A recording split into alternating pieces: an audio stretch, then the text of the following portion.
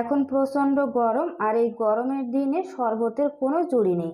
তাই আজ তৈরি করে দেখাবো শরবতে মহব্বত বা মহব্বতকার শরবত রেসিপি। এটা ইন্ডিয়ার খুবই জনপ্রিয় একটি শরবত। এটা এখন বাংলাদেশের বিভিন্ন রাস্তার ধারে সচরাচর খুবই দেখা যায়। তৈরি করা খুবই সহজ, মাত্র কয়েক মিনিটেই তৈরি করা যায়, আর উপকরণ লাগে খুবই কম। তাই ঝটপট কিন্তু এই প্রচণ্ড গরমে আপনারা এই রেসিপিটা তৈরি করে নিতে পারেন। তো চলুন দেখে আসি।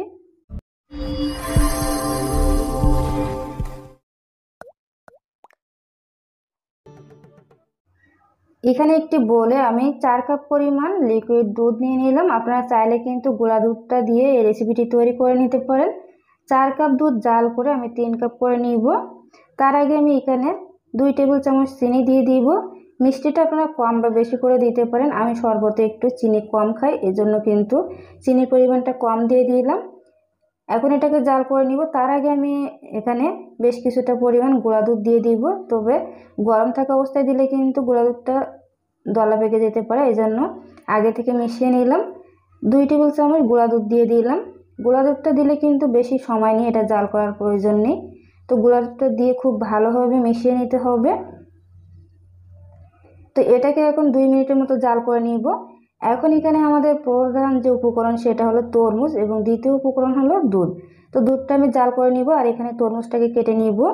পছন্দ মতো আপনারা কিন্তু তরমুজটা বেশি বা কম করে দিতে পারেন। এখন তরমুজটাকে খুব ছোট সাইজ করে কেটে নিব। অনেক বেশি বড় করে নিলে কিন্তু খাওয়ার সময় গালে বাঁধবে, সেটা খেতে ভালো লাগবে না। তাই এরকম ছোট টুকরো করে নিলে এক চুমুকেই কিন্তু এটা খাওয়া যাবে, আর খেতেও ভালো লাগবে। তো এরকম মিহি করে মানে ছোট টুকরো কিউব করে কেটে নিলাম। আপনারা চাইলে আর একটু বড় করে নিতে পারেন, তবে আমার মনে হয় খুব বেশি বড় না করাই ভালো। তরমুজের ভিতরে যে বিচিগুলো আছে সেই বিচিগুলো খুব ভালোভাবে পরিষ্কার করে নিতে হবে, তা না হলে কিন্তু গালে বাঁধবে আর খেতে কিন্তু ভালো লাগবে না। তো বিচিগুলো আমি খুব ভালোভাবে পরিষ্কার করে নিলাম। এখন যে দুধটা আমি জাল করে রেখে দিয়েছিলাম সেটা কিন্তু ঠান্ডা হওয়ার পরে নর্মাল ফ্রিজে রেখে দিয়েছিলাম। এখন একটা পাত্রে নামিয়ে নিব। আমি যে বাটিতে বাকি তরমুজটা মেশাবো সেই বাটিতে দুধটা দিয়ে দিব। কিছু দুধ আমি রেখে দিয়েছি, যদি লাগে আরও দিয়ে দিব। তো তরমুজ এতগুলো আমি কেটে নিয়েছি, এখন এই দুধের ভিতরে দিয়ে দিব। আপনারা চাইলে কিন্তু কম বা বেশি করে তৈরি করে নিতে পারেন। আমরা যেহেতু 2 জন মানুষ তাই অল্প করে তৈরি করে নিলাম। তো তরমুজগুলো সব দিয়ে দিলাম, আর অবশ্যই কিন্তু দুধটা ঠান্ডা করে তারপর তরমুজটা দেওয়ার চেষ্টা করবেন। এখন আরেকটা উপকরণ লাগবে, সেটা হলো বরফ। এই রেসিপিতে কিন্তু অবশ্যই বরফটা অ্যাড করতে হবে, কারণ দোকানে যে রেসিপিটা তৈরি করা হয় সেখানে কিন্তু অনেক বেশি বরফ দেওয়া হয়। আমি যেহেতু এটা নর্মাল ফ্রিজে রেখে দিব তাই কম করে বরফ দিয়ে দিলাম। আপনারা চাইলে কিন্তু বেশি করে বরফ দিতে পারেন যদি সরাসরি বা সাথে সাথে এটা খেতে চান। তো দিয়ে দিলাম বরফটা। এখন আমি দিয়ে দেবো রুহ আফজা। এটা দিলে কালারটাও সুন্দর আসে আর খেতেও ভালো লাগে, অনেক সুন্দর একটা ফ্লেভার অ্যাড হয়। দিয়ে দিলাম। চাইলে কিন্তু এটা স্কিপ করতে পারি, এমনিতেও কিন্তু ভালো লাগে।